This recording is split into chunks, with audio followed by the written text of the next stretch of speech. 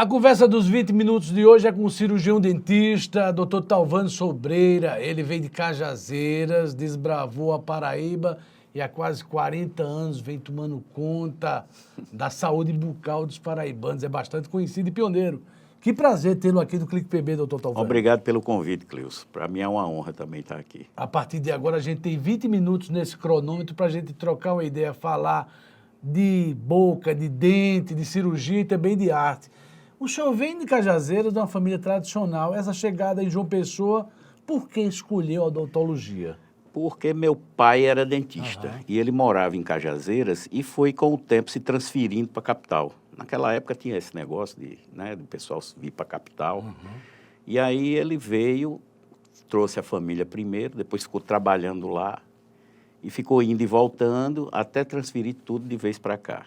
E nós chegamos aqui na década de final de 60 para começo de 70 e fiquei aqui até hoje, sou pessoense.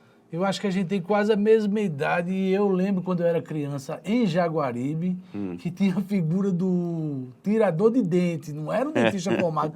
O senhor lembra, tem alguma memória disso no interior? Tem uma linha de profissionais que não se formaram. Isso.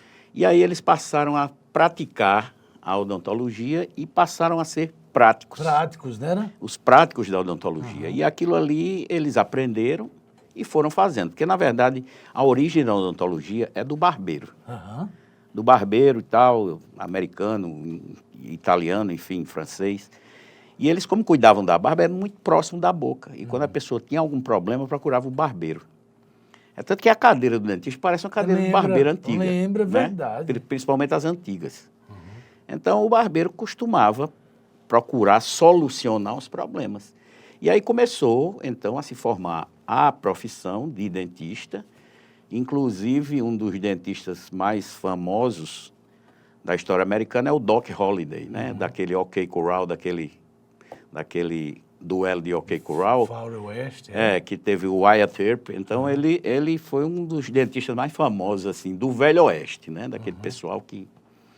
E aí tiveram outros, na sequência, que faziam a parte prática, mas depois passaram a fazer odontologia. Meu pai formou-se na Faculdade de Odontologia de Pernambuco, mas foi convocado para a Segunda Guerra.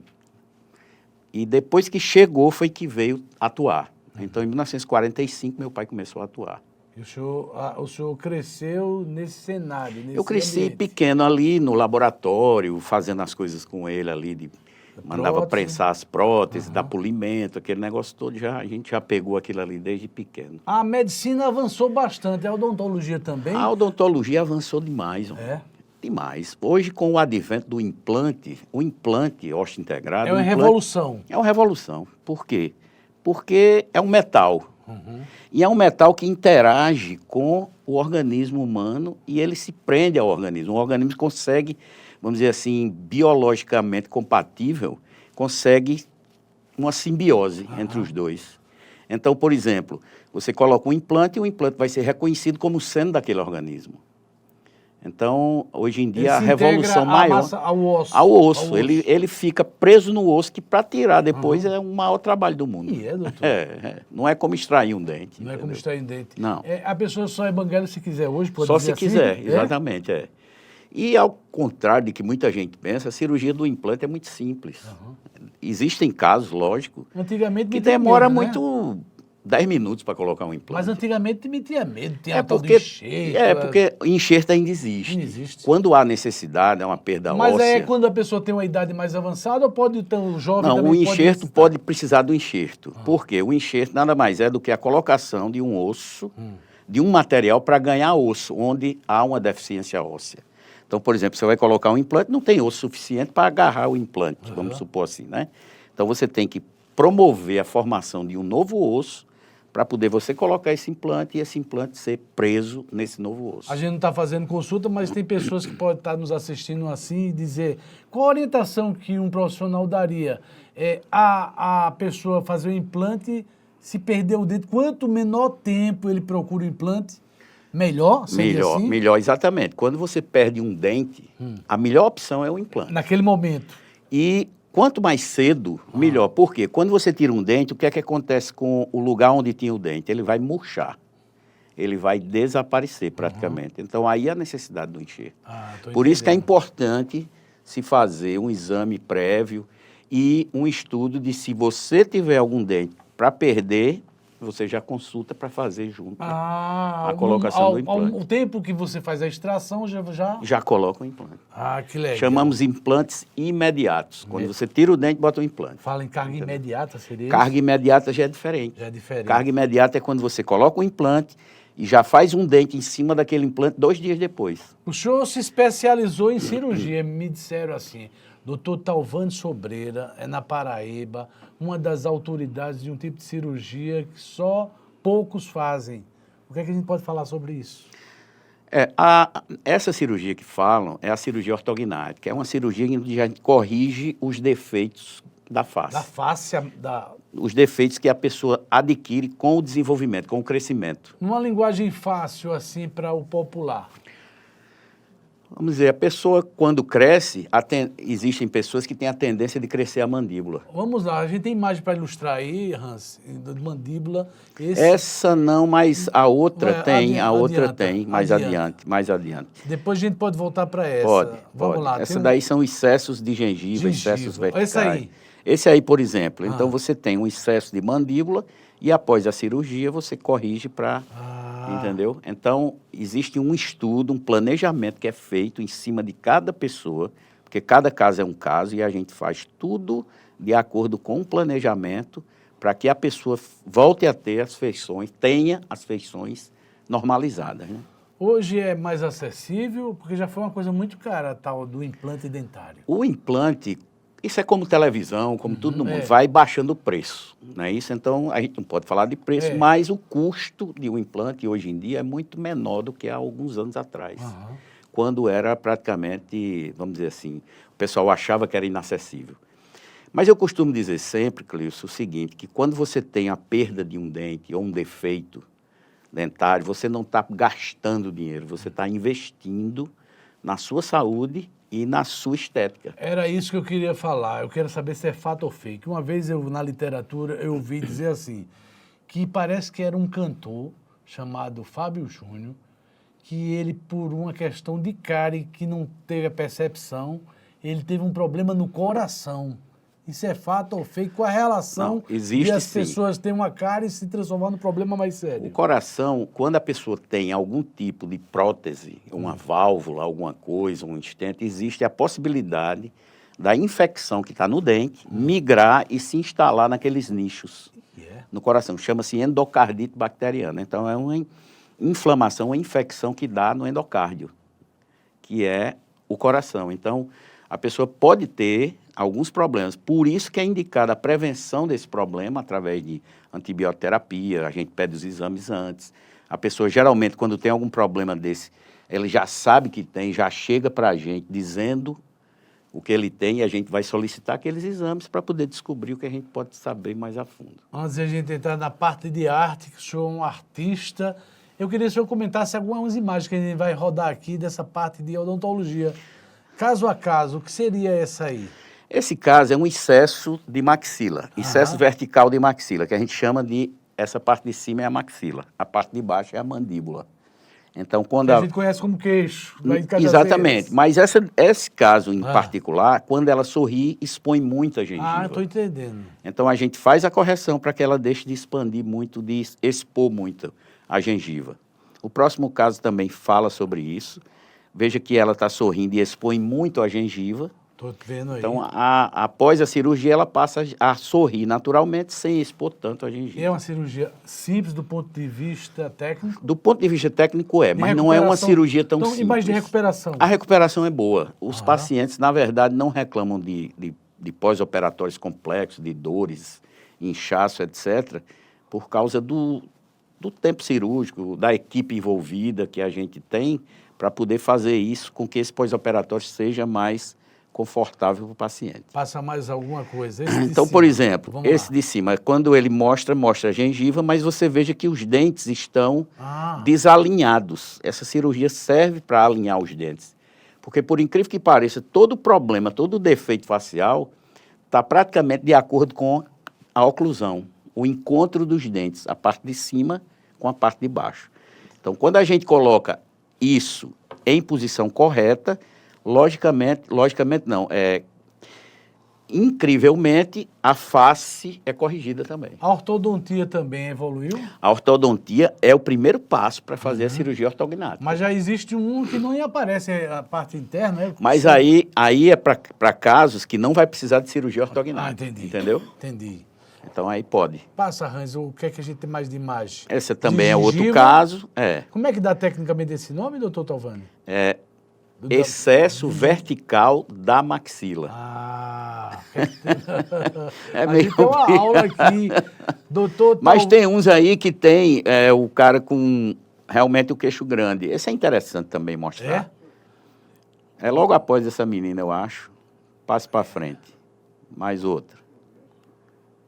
Próxima. Esse é também, né? Mas tem uns casos que são mais... eu vi aí na hora que passou. É um rapaz que ele é bem... Mas tudo bem.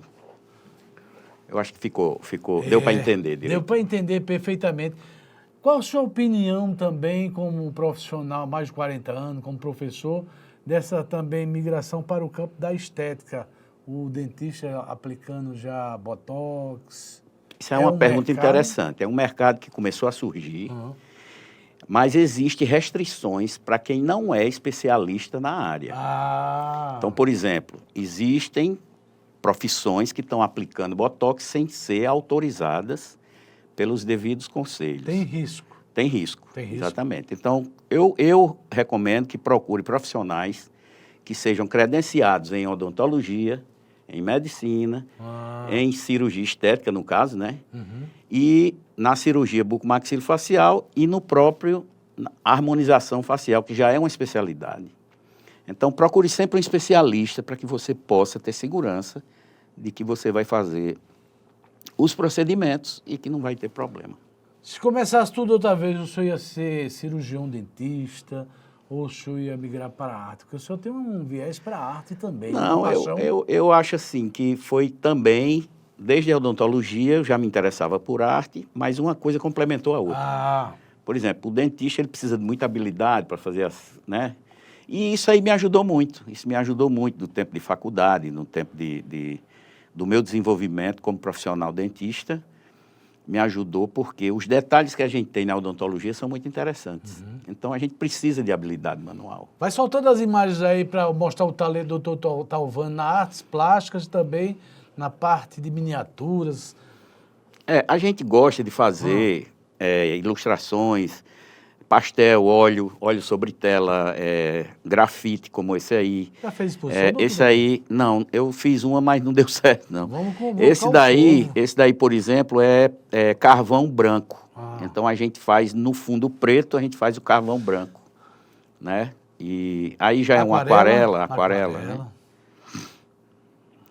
Gosto também, cerâmica também, gosto de trabalhar com cerâmica. Tem a ver com modelação, né? Isso, exatamente, exatamente. A gente mexe com cerâmica e aí eu tenho até um lugarzinho lá em casa onde a gente mexe com cada coisa. Cada coisa é uma coisa. Cerâmica é num lugar... Isso aí que me chamou a atenção, é o quê? Isso é o metalmodelismo. A gente compra os kits, eles vêm em folhas, e a gente vai soltando e vai modelando, vai dobrando, vai fazendo essas dobras e vai encaixando uma na outra, né? E vai encaixando. Ele não tem cola, ao contrário desses aí, que isso aí já chama-se plastimodelismo. São figuras em plástico que a gente monta e pinta depois, né? Qual o conselho que o senhor dá para o jovem que está nos assistindo em qualquer parte do mundo pelo YouTube e deseja seguir essa profissão? A odontologia é uma profissão apaixonante, né? A gente ainda tem é rentável?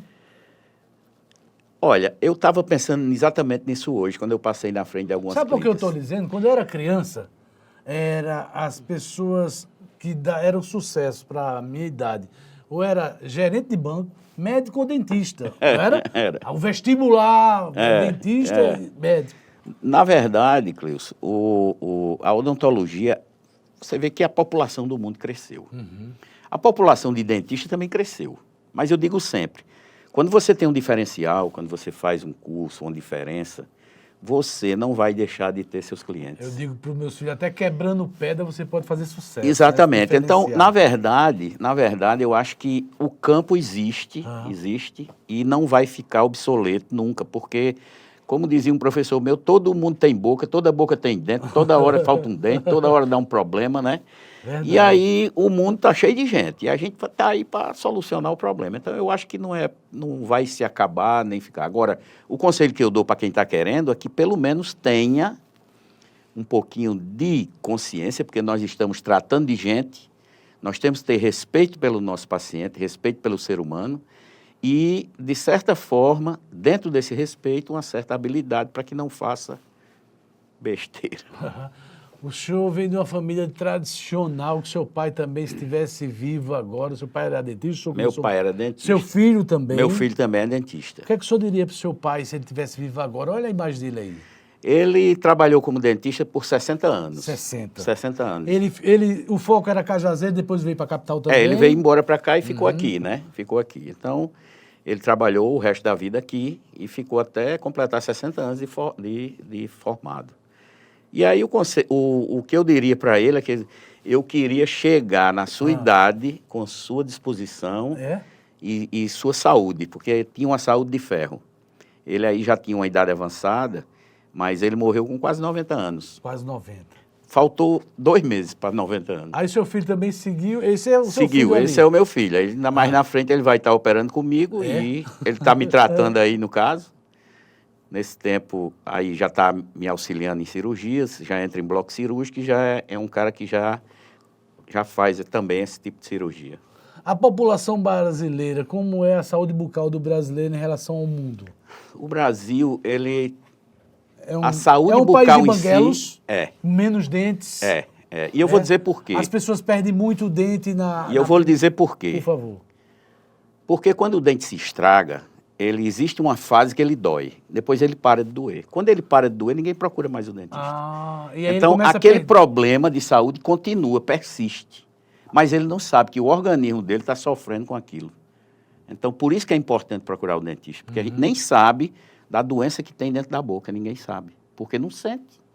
Quando você procura um médico é porque geralmente tem uma dor envolvida, alguma coisa, né? Um sintoma, uma sintomatologia. Quando você não sente nada, você não vai procurar esse profissional para lhe auxiliar. Se bem que o atendimento público hoje melhorou muito em relação a 20, 30 anos. Melhorou muito. Hoje nós temos os centros de especialidade odontológica da prefeitura, nós temos os hospitais do estado que tratam isso, que tratam cirurgias maiores, trauma, etc. E aí a população está um pouco mais assistida, vamos dizer assim. Uma dica para quem está em casa de saúde bucal, a pessoa deve procurar um dentista de quanto tempo? A cada 6 meses, isso aí é mandatório. Mandatório. A cada 6 meses fazer uma revisão. E se você tem um implante, você também deve procurar, porque o implante pode aparecer problemas igual ao dente. Não é porque você botou um implante que você nunca mais vai cuidar dele. É como você comprou o seu carro, você tem que fazer uma revisão. Tem que fazer a revisão. Você botou um implante, é uma coisa nova, recente, que você está usando como sendo uma coisa que está em atividade toda hora, mastigando, comendo, né? Aquilo ali existe um desgaste, existe uma necessidade de revisões. O senhor já fez implante de pessoas sem nenhum dente na boca? Já, claro, já. Mas o implante é para quem não tem dente. Não, dizendo, às vezes o cara tem que implantar 2, 3, 5... 4, exatamente. A pessoa não tem dente, a gente reabilita com implante. Não só melhora a autoestima, melhora tudo. Melhora tudo, a saúde, tudo, porque quando você mastiga bem, a sua saúde está boa. A saúde literalmente começa pela boca. Começa pela boca, é um ditado que a gente aprendeu, né? Não começa você vendo nada, nem ouvindo, nem tocando. É pela boca mesmo que começa. A conversa de hoje foi bacana, doutor Talvânio Sobreira. No instante se passaram 20 minutos. Você já procurou seu dentista hoje? Doutor Talvânio, para o senhor falar com toda a Paraíba, qual o conselho que o senhor deixaria para o povo paraibano que nos assiste agora? Eu sou um cara que admiro muito o trabalho jornalístico. E agradeço a sua equipe, a equipe de Alberto, a você, Clios, ter nos convidado para falar um pouco da nossa história e da nossa profissão. O dentista, você deve procurar realmente o dentista para que a sua saúde fique melhor. Às vezes você é diabético e não sabe, você é cardiopata e não sabe por conta de problemas dentários. Ah, que conversa legal. Daqui a pouco, em todas as redes sociais, para você acompanhar essa entrevista bacana. Muito obrigado por tudo. Eu que agradeço. Tá bom. Fique Pessoal, obrigado também. Tchau, tchau.